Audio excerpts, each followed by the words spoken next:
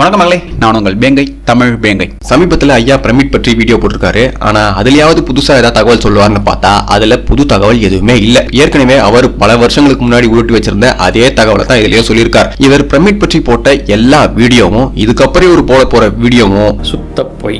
அதுல சந்தேகமே வேணாம் உங்களுக்கு. ஏன்னா அவர் ஏற்கனவே உருட்டி வச்சிருந்த அஜெண்டாவை தான் உருட்டி வச்சிருக்கார். பிரமிட் பற்றி இந்த யூடியூப்ல உங்களுக்கு இது வரைக்கும் எந்த சேனலும் சொல்லாத முக்கியமான தகவல்களும் மறைக்கப்பட்ட தகவல்களும் இந்த வீடியோல இருக்கும். முழுசா பாருங்க, பார்த்துட்டு நீங்களே முடிவு பண்ணுங்க.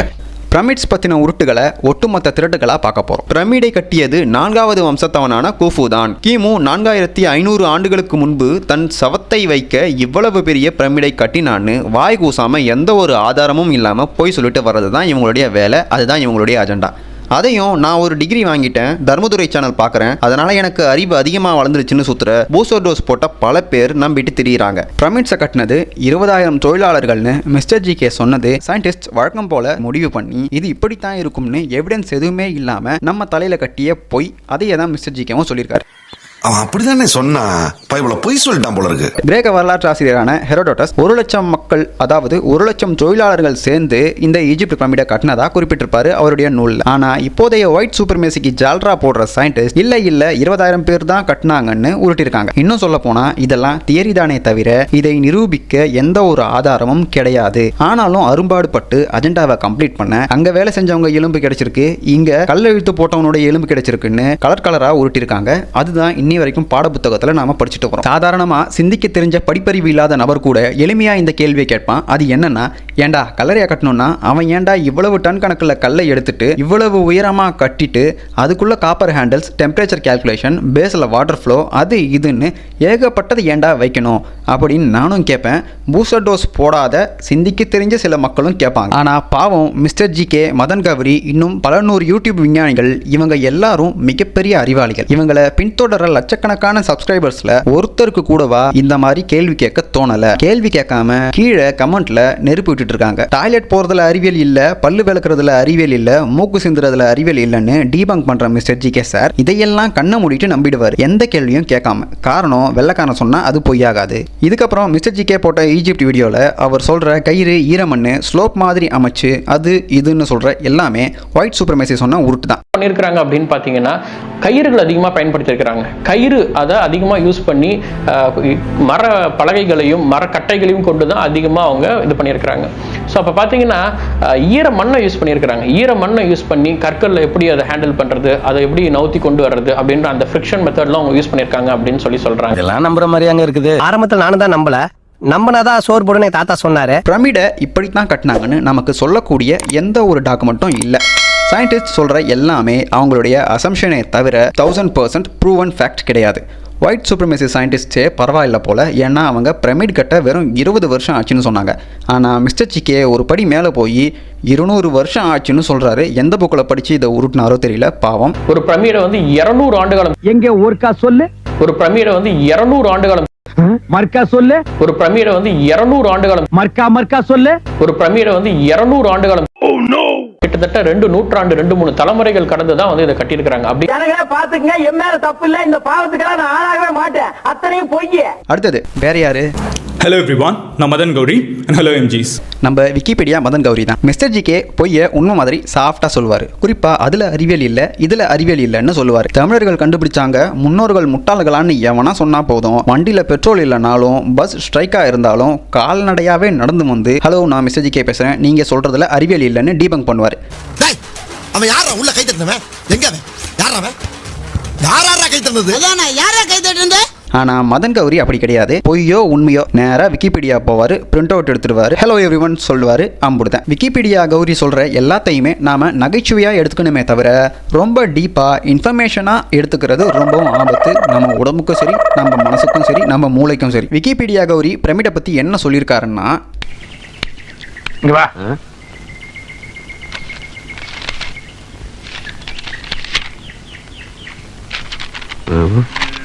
அது ஒண்ணு இல்ல, கீழே போட்டுரு. அடுத்தது யார் இந்த புண்ணியவான்னு தெரியல, வீடியோ ஓப்பனிங்லேயே பிரமிடை கல்லறைன்னு சொல்லி தான் ஆரம்பிக்கிறாரு. இவ்வளவு பிரம்மாண்டமா கட்டப்பட்டு இருந்தாலும் இது கிட்டத்தட்ட கல்லறைகள் போலதான், டூம்ஸ்னு சொல்லுவாங்க. இது கோயில்கள் கிடையாது, கல்லறைகள். அப்போதைக்கு எகிப்து ஆண்ட மன்னர்கள் அவங்களுக்கான இந்த பிரமிடை கட்டி கடைசி அவங்க செத்துட்டு அப்புறம் பார்த்தீங்கன்னா இங்கதான் கொண்டு வந்து புதைக்கப்படுவாங்க. சோன்னு அந்த ஒத்த வார்த்தையை போட்டு பாடா படுத்துறாரு. பாவம் என்னத்தை தான் இவங்க சப்ஸ்கிரைபர்ஸ் இவர்கிட்ட இருந்து தெரிஞ்சுக்கிறாங்களோன்னு எனக்கு சத்தியமா புரியல. 1% ரிசர்ச்சும் இல்லாம உளறிட்டு இதுதான் உண்மைன்னு வேற நம்புறாங்க இவங்க எல்லாம். உண்மையாக சொல்லணும்னா பிரமிடோட ஒரிஜினல் கால அளவே யாருக்கும் தெரியாது. பிரமிடுக்குள்ளே முட்டு கொடுக்க வச்சிருந்த ஒரே ஒரு மரத்துண்டை வச்சு இது 4500 வருஷம் பழமைன்னு உருட்டிருக்காங்க. பல ஆராய்ச்சியாளர்கள் இது தப்புன்னு செருப்பால் அடித்தாலும் இந்த மெயின் ஸ்ட்ரீம் சயின்டிஃபிக் கம்யூனிட்டி விடாப்பிடியாக பொய்யவே பரப்பி வச்சதன் விளைவு தான் இந்த யூடியூப் விஞ்ஞானிகள். ஆனால் மிஸ்டர் ஜிகேவும் விக்கிபீடியாவும் சொல்லாத சில விஷயத்தை இவர் சொல்லியிருக்காரு. திருடர்கள் வந்து போன அடையாளம் இருக்குதான் எங்க கீசா பிரமிடுக்குள்ள. கூஃபு பிரமிடுக்கு கீழே என்ன புதைக்க வேணாம், என்ன பிரமிடுக்கு நடுவில் புதைச்சிடுங்க பிரமிடை கட்டும் போதே அவர் மனதளவில் ஆசைப்பட்டார்னு அரிய தகவலையும் நமக்கு சொல்லியிருக்காரு இவர். திருடர்கள் வந்து போறதுக்கான அடையாளங்களும் தெரியப்படுது. ஆனா ரொம்பவே ஒடுக்கமான ஒரு இடமா தான் இந்த குயின்ஸ் டவர் அமைக்கப்பட்டிருக்கு. மேபி இந்த கூஃபோட அம்மா புதைக்கப்பட்ட இடமா இருக்கலாம் சொல்லி கெஸ் பண்றாங்க. மேபி அரசன் வந்து ஃபர்ஸ்ட் இந்த பிரமிடுக்கு கீழே தான் புதைக்கப்படுறதா இருந்திருக்கணும். பட் எனக்கு கீழே வேணா, நான் பிரமிடுக்கு நடுவில் புதைக்கப்படணும்னு ஆசைப்படுறேன்னு சொல்லி அதை பாதி கட்டும் போதே கம்ப்ளீட்டா மாத்தி அவருடைய அந்த மொத்த இடத்தையுமே பிரமிடோட சென்டர் பாயிண்ட் நோக்கி மாத்திருக்காரு போல. ஏண்டா கனவா இருந்தாலும் ஒரு நியாயம் வேணாமாடா? பிளஸ் சில ரூமர்ஸ் என்ன சொல்லுதுன்னா சில வேலை ஆட்களையுமே உயிரோட உள்ள வச்சு பூட்டிடுவாங்க. என்னடி கலர் கலரா ரீலா விடுற? இவர் வீடியோ முழுக்க முழுக்க சொன்ன எல்லாமே ரூமர் தான். இதுல இவர் ரூமர்னு சில விஷயத்த சொல்றதா சொல்றாரு. Such an interesting fellow he is. இந்த யூடியூப் விஞ்ஞானிகளுக்கும் இந்த வீடியோவை பார்க்குற அத்தனை பேருக்கும் சொல்லிக்கிறேன், கீசால இருக்கக்கூடிய கூஃபு பிரமிட்னு சொல்லப்படுற பிரமிட் உள்ள இருந்து எந்த ஒரு சார்கோஃபோகஸும் எடுக்கப்படல, எந்த ஒரு எகிப்திய மன்னனுடைய உடலும் எடுக்கப்படல. இது நிரூபிக்கப்பட்ட உண்மை. ஆனாலும் இந்த அடிப்படை உண்மை கூட தெரியாம இவங்கெல்லாம் எப்படித்தான் யூடியூப்ல எகிப்து பற்றிய மர்மங்கள், எகிப்து பற்றிய ரகசியங்கள்னு உருட்ட வந்துடுறாங்கன்னு தெரியல. மற்றவங்க யாரா பேசினா மட்டும் இவங்க டீபங்க் பண்ண வந்துருவாங்க. யூடியூப் விஞ்ஞானிகள் மாதிரியா பிரமிட் கட்டணம் யோசிச்சிருப்பான்? அந்த அளவுக்கு முட்டாளா அவன்? 6 அடி பணத்தை புதைக்க இவ்வளவு கஷ்டப்பட்டு பல டன் கணக்கில் கற்களை கொண்டு வந்து பூமியோட சுற்றளவு கணக்கு பண்ணி ஸ்டார் கிளஸ்டர்ஸை கால்குலேட் பண்ணி ஜியோமெட்ரிக்கல் கால்குலேஷன் பண்ணி இழைச்சி அவன் கட்டியிருக்கான். ஆனா இப்பேற்பட்ட ஒரு தொழில்நுட்பத்தையும் வேலைப்பாடையும் பிணவரைன்னு இந்த யூடியூப் விஞ்ஞானிகள் ஒரே வார்த்தையில சொல்லிடுவாங்களாம். இது அந்த கடவுளுக்கே அடுக்காதரா யூடியூபர்களா? தி கிரேட் பிரமிட் ஆஃப் கீசா எகிப்தை ஆண்ட 4வது வம்சத்தைச் சேர்ந்த 2வது மன்னனான கூஃபுவுக்கு சொந்தமானதுன்னு இந்த வரலாற்று ஆய்வுலகமும் விஞ்ஞானிகளும் சொல்லிட்டு வராங்க. உண்மையில் கீசா பிரமிட்ல கூஃபுவோட இறந்த உடலின் மிச்சங்களும் கிடைக்கல, அவன் கூடவே புதைக்கப்பட்ட எந்த ஒரு அரச எச்சங்களும் கிடைக்கல. நாங்கெல்லாம் எத்தனை போர்ஜரி, எத்தனை ராப்பரிய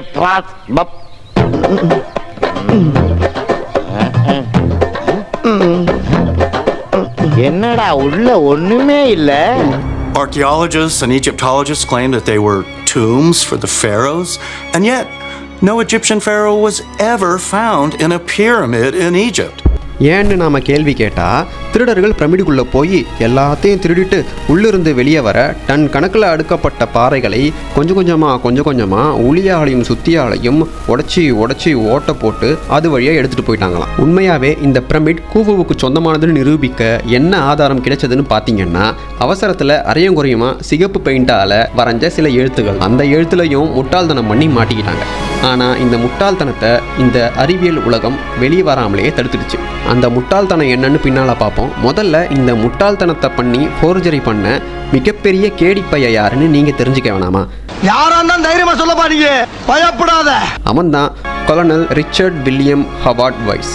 இவனால தான் மிகப்பெரிய வரலாற்று மறைப்பு நடந்திருக்கு இந்த உலகத்திலேயே, மனித வரலாற்றிலேயே. இதுக்கு ஒட்டுமொத்த சயின்ஸ் கம்யூனிட்டியும் உடன். இந்த எழுத்துக்களை இவர் எங்க கண்டுபிடிச்சார்னு கேட்டீங்கன்னா நீங்களே இவனை அசிங்கமா திட்டுவீங்க. பிரமிட் கட்டும் போதே சீல் பண்ணி மூடப்பட்ட இப்போதைய ஆய்வாளர்கள் சொல்லும் ஸ்ட்ரெஸ் ரிலீவிங் சேம்பரோட ரூஃப்ல கண்டுபிடிச்சாராம். 1837 ஆண்டு வரைக்கும் பாதுகாப்பா மூடப்பட்டிருந்த அந்த இடத்தை இந்த ஹவார்ட் வைஸ் வெடி வச்சு தகர்த்துட்டு உள்ள போயிருக்கான். இவன் தான் மாடர்ன் ஹிஸ்டரியில அந்த ஸ்ட்ரெஸ் ரிலீவிங் சேம்பருக்கு போன முதல் ஆள்னு வரலாற்று ஆய்வுலகம் சொல்லிட்டு வராங்க இது வரைக்கும். என்ன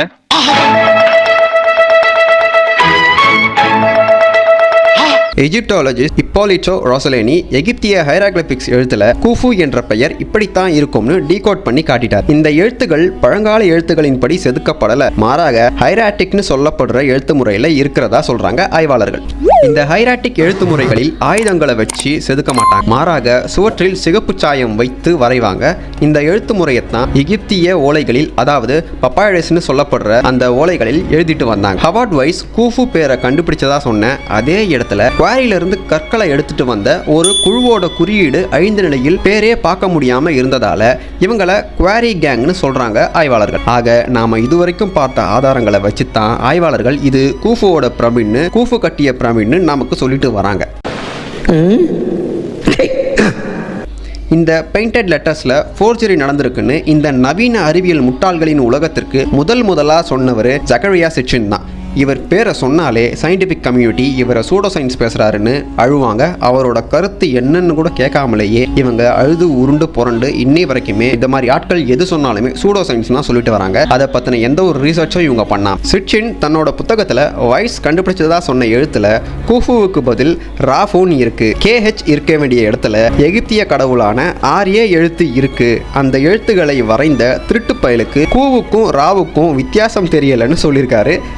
அடே உன் நாக்க 4-5 தடவை சேவிங் பண்ணிட்டாலும் சொல்லி தொலையண்டா.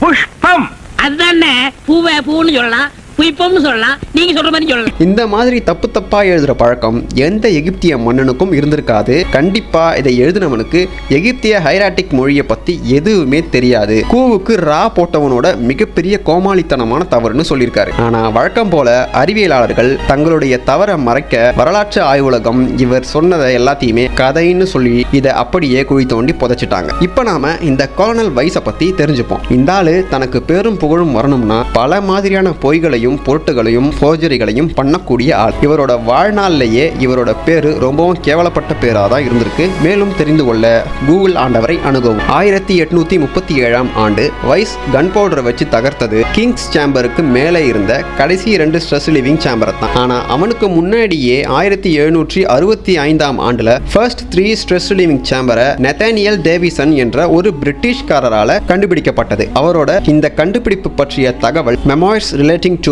யூரோப்பியன் அண்ட் ஏசியாட்டிக் டர்க்கி என்ற புத்தகத்துல குறிப்புகள் இருக்கு. இதுல அவர் ஸ்ட்ரெஸ் ரிலீவிங் சேம்பர்ல எங்கேயும் எந்த ஒரு எழுத்துக்களும் கண்டுபிடிச்சதா அவர் குறிப்பிடவே இல்லை. கர்னல் வைஸ் தன் கைப்பட எழுதிய பிரைவேட் ஜேர்னல்ல கீசா பிரமிடுக்குள்ள போனதும் அந்த சேம்பர்ஸை வெடிவெச்சு உடைச்சதும் கார்ட்டூஷ்னு சொல்லப்படுற எந்த ஒரு கல்வெட்டுகளையும் சித்திர எழுத்துக்களையும் மையினால் தீட்டப்பட்ட ஓவியங்களையும்னு எதையுமே கண்டுபிடிக்கல நாங்க. இது கர்னல் வைஸோட பிரைவேட் ஜேர்னல்ல அவரே சொன்னது. இதுல கண்டுபிடிக்கலன்னு சொன்ன ஒரு விஷயத்தை இவர் எழுதி பப்ளிஷ் பண்ண புத்தகங்கள் பலதுல இந்த சேம்பர்ஸை உடைச்சதும் காலையில எங்களுக்கு எதுவுமே தெரியல, மார்ச் 30ஆம் தேதி மாலையில எங்களுக்கு ஹைரோகிராபிக் சில எழுத்துக்கள் கிடைச்சது அப்படின்னு உருட்டி இந்த புத்தகத்துல இவனே வித்திருக்கான். வழக்கம் போல அறிவியல் உலகமும் எந்த ஒரு பேக்ரவுண்ட் ரிசர்ச்சும் பண்ணாம விசிலடிச்சு வரவேற்றிருக்காங்க இந்த புத்தகத்தை. எந்த தப்பு நடந்தாலும் நல்லது நடந்தாலும் சாட்சி ஒண்ணு வேணும். கடவுள் இருக்கிறாரா, இருந்தா அவரை வர சொல்லுன்னு வந்து அவரையே சாட்சி சொல்ல சொல்லுன்னு உளரும் அறிவாளிகள் தான் மாடர்ன் சயின்ஸை கட்டியாளர விஞ்ஞானிகள். யூடியூப் விஞ்ஞானிகளும் அதே வகையறாக்கள் தான். நான் முன்னாடியே சொன்னது போல பிரமிட் ஃப்ராடுத்தனத்தை வெளியில கொண்டு வந்தது ஜக்கரியா சிச்சின். அவரோட ஆதாரம் எல்லாத்தையுமே இந்த சயின்டிபிக் கம்யூனிட்டி ரிஜெக்ட் பண்ணிட்டாலும் ஒரு எவிடன்ஸ் இந்த சயின்டிபிக் கம்யூனிட்டியே ஒரு திருட்டுத்தனத்தின் கட்டமைப்புன்னு நிரூபிச்ச எவிடன்ஸ் அது. தன்னுடைய புத்தகமான ஜேர்னிஸ் டு த மித்திக்கல் பாஸ்ட்ல மரபியல் அறிஞரான வால்டர் மார்டின் ஆலன் தன்னுடைய ரேடியோ லாக் புக்கோட ஒரு பேஜ் காப்பியை சிச்சினுக்கு அனுப்பி வச்சிருக்காரு. 1983ஆம் ஆண்டு மிஸ்டர் வால்டர் ஆலன் கிட்ட இருந்து எனக்கு ஒரு கடிதம் வந்தது.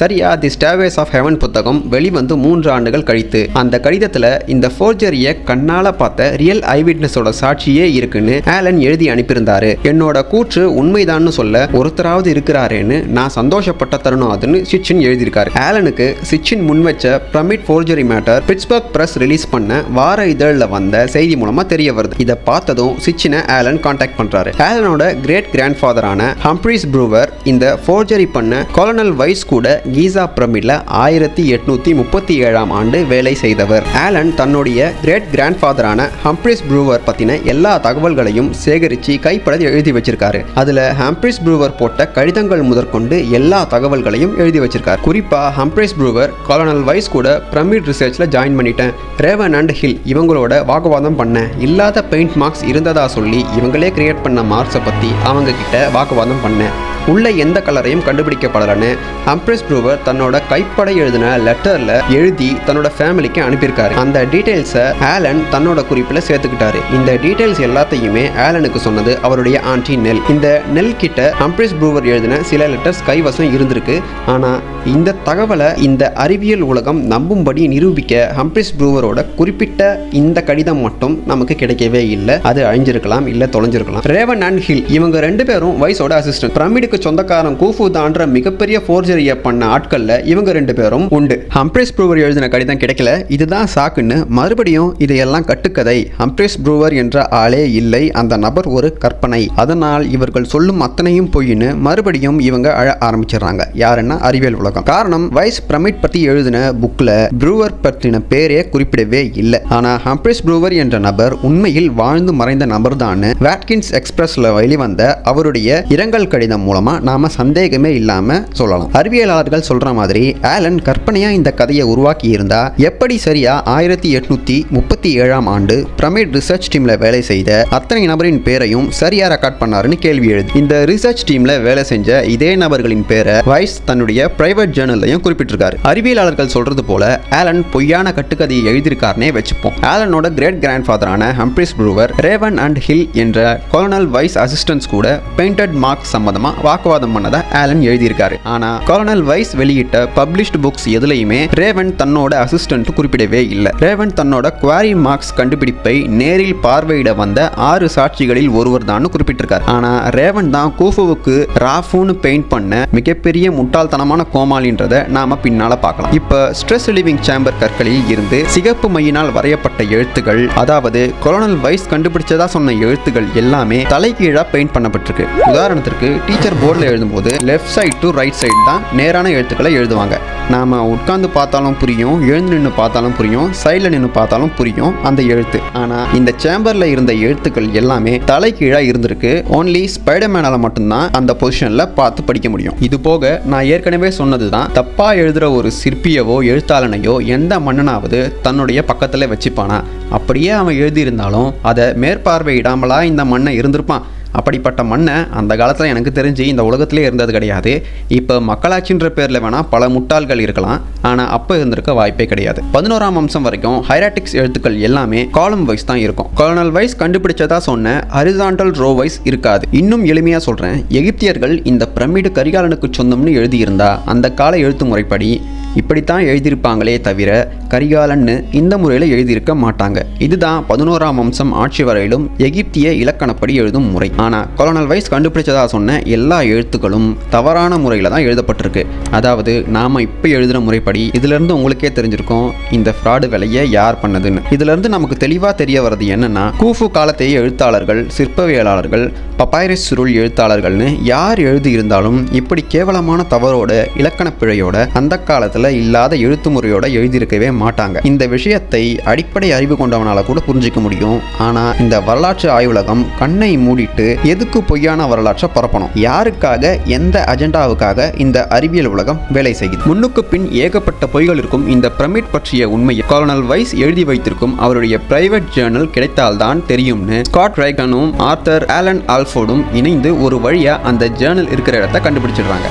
அது இங்கிலாந்துல சென்டர் ஃபார் பக்கிங்ஹாம்ஷயர்ல இருக்கு. மொத்தம் 600 பக்கங்கள் கொண்ட ஜேர்னல் அது. ஸ்காட் கிரைக்டன், நான் டாக்டர் பிரிஸ்கிரிப்ஷனை கூட படிச்சிடுவேன், ஆனா இந்த வைஸ் கையெழுத்தை படிக்கவே முடியல, அவ்வளோ கேவலமா இருக்குன்னு தலையிலேயே அடிச்சுக்கிறாரு. லைப்ரரியர் கிட்ட அனுமதி வாங்கி வைஸோட பிரைவேட் ஜேர்னல் மற்றும் கடிதங்கள் எல்லாத்தையும் போட்டோகிராஃப் எடுத்துக்கிறாங்க. வைஸ் ஜேர்னல் என்ட்ரி மே 27, 1837. சரியா இந்த நாள்ல தான் ஸ்ட்ரெஸ் ரிலீவிங் சேம்பரை உடைச்சி உள்ள போறாங்க. அப்ப சேம்பர்ல கண்டுபிடிக்கப்பட்டதா சொன்ன கார்ட்டூஷை வைஸ் வரைந்தேன்னு சொல்லியிருக்காரு அவரோட பப்ளிஷ்ட் புக்ல. ஆனா பிரைவேட் ஜேர்னல் அவர் கூஃபு என்று சொல்லக்கூடிய எழுத்தோவியம் இதுதான் வரைஞ்சி வச்சதையும் இப்ப வரலாற்று ஆய்வுலகம் நமக்கு காட்டி வரும் எழுத்தோவியமும் முன்னுக்கு பின் முரணாக உள்ளது. ஆனா பப்ளிஷ்ட் புக்லையும் ஆர்கியாலஜி டிபார்ட்மெண்ட் காட்டுறதும் சேமா இருக்கு. ஆனா வைஸ் எழுதின பிரைவேட் ஜேர்னல்ல அது சுத்தமா டிஃபரெண்டா இருக்கு. Journal entry June 16, 1837. இதுல நாம வைஸ் பண்ண ஃப்ராட் வேலையை தெளிவா கண்டுபிடிக்கலாம். முதல்ல சேம்பரை உடைச்சி பெயிண்டட் மார்க்ஸ் இருந்ததா சொல்லி அதை நோட் பண்ண வைஸ் ஃபர்ஸ்ட் டைம் கூஃபுவை ரெப்ரசன்ட் பண்ற எழுத்துக்களில் ஒரு வட்டமும் அதனுள் 2 புள்ளியும் தான் இருந்ததா வரைஞ்சிருந்தான். ஆனா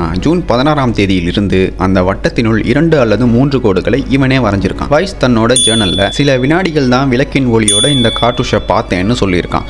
சில வினாடிகள் பார்த்த அவன் பாம்பு மாதிரி வரையப்பட்டிருக்கும் எழுத்துக்கு கீழே சின்னதா இருந்த 2 புள்ளியை தெளிவா வரைஞ்சிருக்கான். ஆனா அதுக்கு வலது பக்கம் இருந்த வட்டத்துக்குள் இருந்த 3 பெரிய கோடுகளை இவனால பார்க்க முடியல. இவன் கண்ணுக்கு தெரியவே இல்லையா. வைஸ் ஈஜிப்ட் ஹைரோகிளிப்ஸ் எதையோ பார்த்துட்டு அவருடைய க்ளோசஸ்ட் அசிஸ்டன்ஸான ஹில் அண்ட் ரேவன் இவங்களோட உதவியோட இல்லாத ஒரு கேங் நேமையும் இல்லாத ஒரு அரசன் பேரையும் போலியா உருவாக்கியிருக்காங்க. அதாவது பிரமிடுக்குள்ள இல்லாத ஒரு பேரையே இவங்க வரைஞ்சிருக்காங்க. வைஸ் தன்னுடைய பிரைவேட் ஜேர்னல்லையே தனக்கே தெரியாம தான் ஒரு ஃப்ராட் தானே வெளியுலகிற்கு நிரூபிக்க ஒரு வாக்கியத்தை விட்டுருக்கான். அது என்னன்னா, cartouche in tomb to the west of Great Pyramid are different than Suphis அல்லது சியோப்ஸ்னு கிரேக்கர்கள் குறிப்பிடுவாங்க.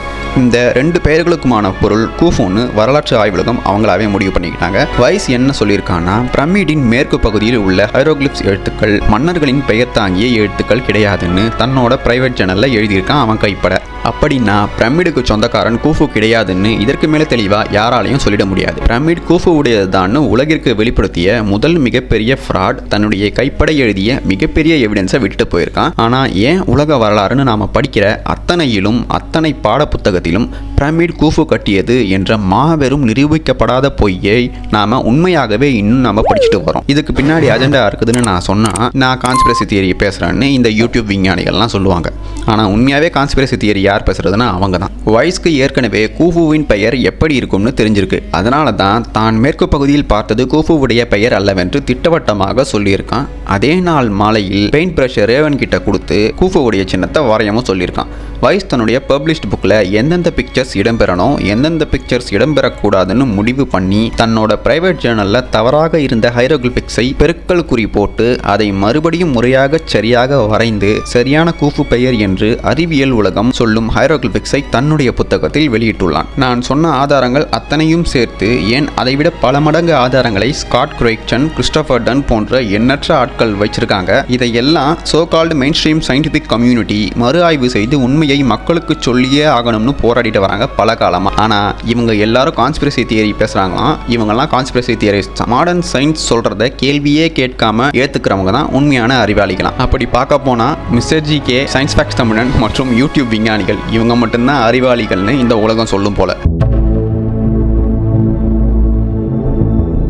வரலாற்று ஆய்வுலகம் சொல்வது என்னன்னா, கீசா பிரமிட்கள் 3ம் வெவ்வேறு மன்னர்களால் தலைமுறையாக கட்டப்பட்டதுன்னு உருட்டுறது தான். ஆனால் அது மிகப்பெரிய பொய்.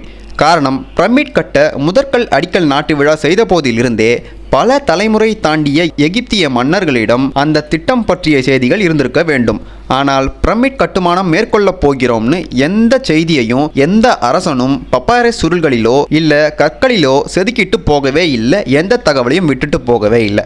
அப்படி இருக்கும்போது எப்படி 10 தலைமுறைக்கு முன்பு வாழ்ந்த ஒரு மன்னனுடைய மனசில் தோன்றிய ஒரு திட்டம் 10 தலைமுறை தாண்டிய மன்னனுக்கு தெரிய வந்தது? டெலிபதி மூலமாவா? டெலிபதி தான் அறிவியலே இல்லைன்னு பல யூடியூப் விஞ்ஞானிகள் பகுத்தறிவா பேசுறதுன்னு சுத்திட்டு திரியிறாங்க. அப்புறம் எப்படி கூஃபு கட்டியிருப்பான்?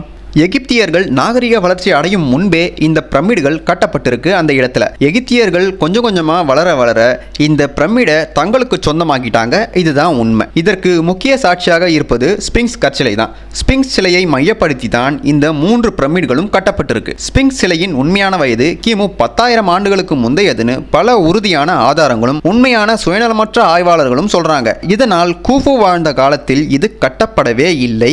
எகிப்தியர்கள் என்ற இனமக்களின் வளர்ச்சிக்கும் முன்பே பிரமிடுகள் கட்டப்பட்டிருக்கு. அதை கட்டியவர்கள் கணிதத்தில் மிக உயர்ந்தவர்களாக இருந்திருக்கிறார்கள். இதுதான் உண்மை. சரியா, தி கிரேட் பிரமிட் ஆஃப் கீசா நிலநடுகோட்டிற்கும் வட துருவத்திற்கும் இடையே கச்சிதமான தொலைவில் அமைந்திருக்கு. ப்ரொஃபசர் லிவியோ ஸ்டெச்சினி பிரமிடை கட்டியவர்கள் நாம் பயன்படுத்தும் கணித முறைகளை விடவும் அதிநவீன கணித முறைகளையும் அளவைகளையும் பயன்படுத்தியுள்ளார்கள்னு சொல்றாரு.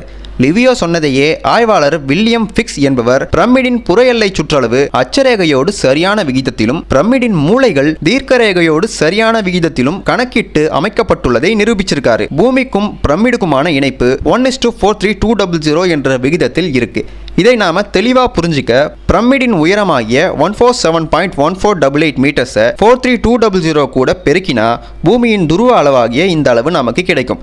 ப்ரொசஷனல் சைக்கிள் என்று சொல்லப்படும் 25,920 வருடங்களில் ஒரு பங்கு தான் இந்த 432 என்ற எண்ணும். ஆக இந்த பிரமிடை கட்டினவங்க 21ஆம் நூற்றாண்டில் வாழும் நம்மை விடவும் மிக உயர்ந்த அறிவியல் அறிவும் கணித அறிவும் பெற்று வாழ்ந்திருக்காங்க. ஆனாலும் பாருங்க, இந்த அறிவியல் உலகமும் வரலாற்று ஆய்வு உலகமும் இது கூஃபு கட்டியதுன்னு இன்னும் போய் சொல்லிட்டு வராங்க.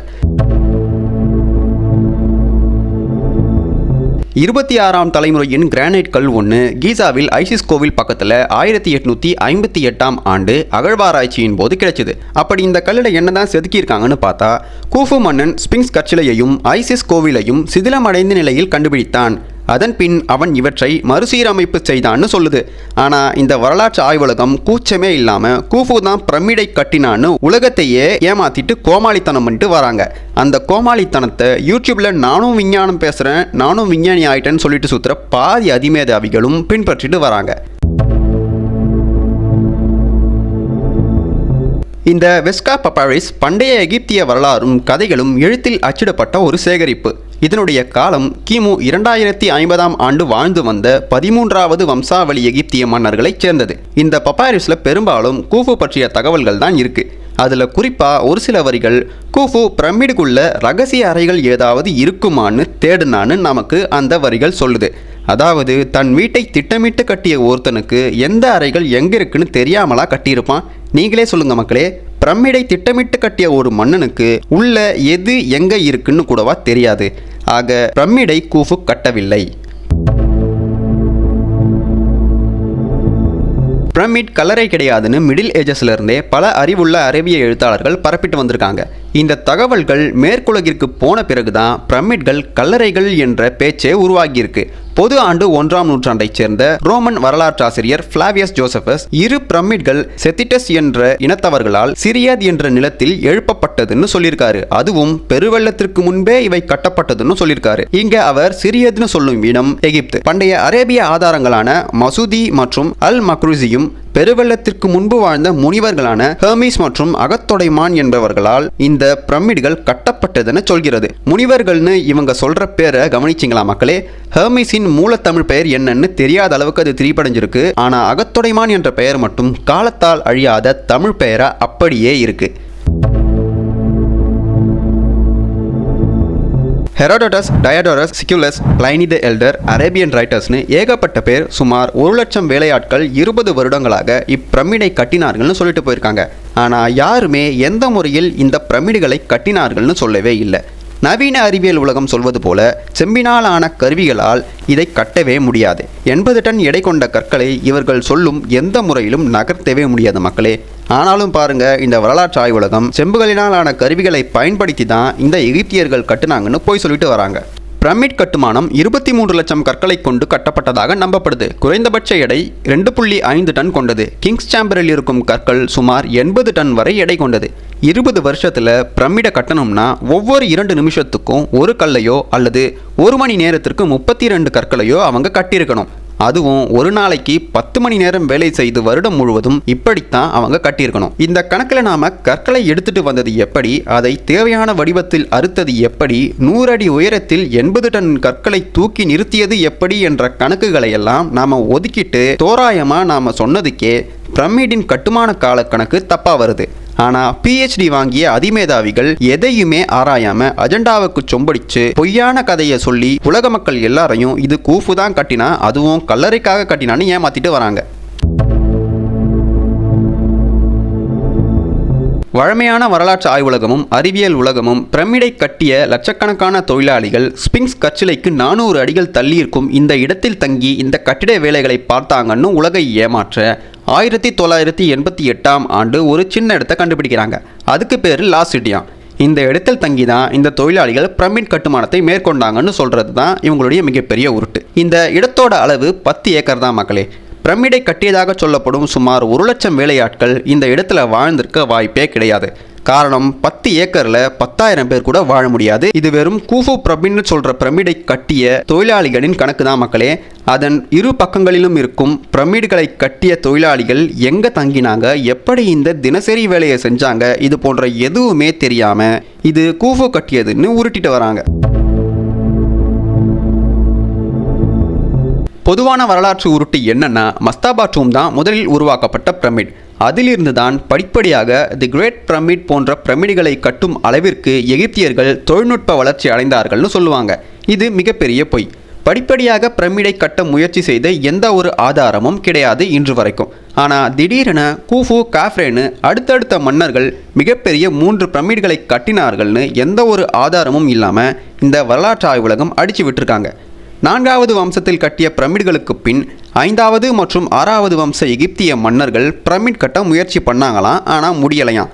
ஏன்னு கேட்டால் அதுக்கு ஒரு பேய்கதை சொல்கிறது இந்த வரலாற்று உலகத்துடைய வழக்கமாகவே போச்சு. 5ஆம் மற்றும் 6ஆம் வம்சத்தவர்கள் 3 பெரிய பிரமிட்கள் கட்டப்பட்ட அதே கிரானைட் மற்றும் பசால்ட் எலிமெண்ட்ஸை பயன்படுத்தியும் கூட அந்த 3 பிரமிடுகளின் அடித்தளத்திற்கு கூட இவர்களுடைய வேலைப்பாடுகளால் ஈடு கொடுக்கவே முடியலை.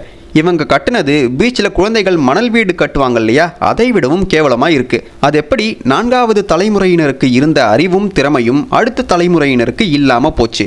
இந்த அடிப்படை கேள்வியே பிரமிடுகள் பற்றி இந்த வரலாற்று உலகம் சொல்வது அத்தனையும் பொய் என நமக்கு நிரூபிக்குது. ஆனாலும் பாருங்க, சில யூடியூப் விஞ்ஞானிகள் இதெல்லாம் கல்லில் செதுக்கப்பட்ட உண்மைன்னு அவங்க சேனலில் உருட்டிட்டு சுற்றுறாங்க. குறிப்பாக திமுக சமூகங்கள் நடத்தும் சேனல்கள்.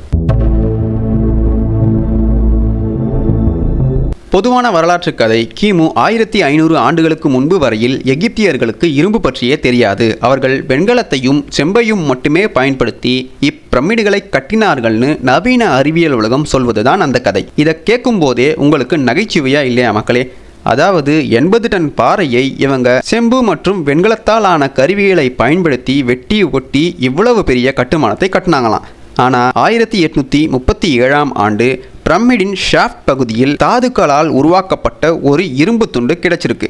இரும்பை உருவாக்க மெட்டலர்ஜிக்கல் டெக்னிக்ஸ் தெரிஞ்சிருந்தா மட்டுமே இரும்பு கருவியை உருவாக்க முடியும். எகிப்தியர்களுக்கோ கிமு 1500ஆம் ஆண்டு வரையில் இரும்பு பற்றியே தெரியாது. பிரமிடுகள் கட்டிய பின் 1000 வருடங்களாக இரும்புனா என்னன்னே தெரியாம வாழ்ந்துட்டு வந்தவங்க தான் எகிப்தியர்கள். ஆனால் இரும்பு பற்றியே தெரியாத கூஃபுவும் எகிப்திய தொழிலாளர்களும் செம்பு கருவிகளால் சிலிண்ட்ரிக்கல் ஷேப்பில் 80 டன் பாறைகளை வெட்டி ஒட்டி துளையிட்டு இவ்வளவு பெரிய கட்டுமானங்களை கட்டினாங்கன்னு இவங்க எப்பேற்பட்ட பொய்யை சொல்லியிருக்காங்க. எகிப்தின் பண்டைய எச்சங்களில் காணப்படும் அதிநவீன தொழில்நுட்ப நேர்த்தி 4வது வம்சம் வரையிலுமே கிடையாது. எகிப்தியர்களுக்கும் அது போன்ற அதிநவீன தொழில்நுட்ப நேர்த்தியும் தெரியாது. கூஃபு இருந்தபோதும் சரி, அவனுடைய அடுத்த தலைமுறைகளுக்கும் சரி, கட்டிங், ட்ரில்லிங், ஸ்கல்ப்டிங்னு எல்லாமே அட்வான்ஸ்டு டூல்ஸில் பண்ணதாதான் எகிப்திய பண்டைய எச்சங்கள் காட்டுது.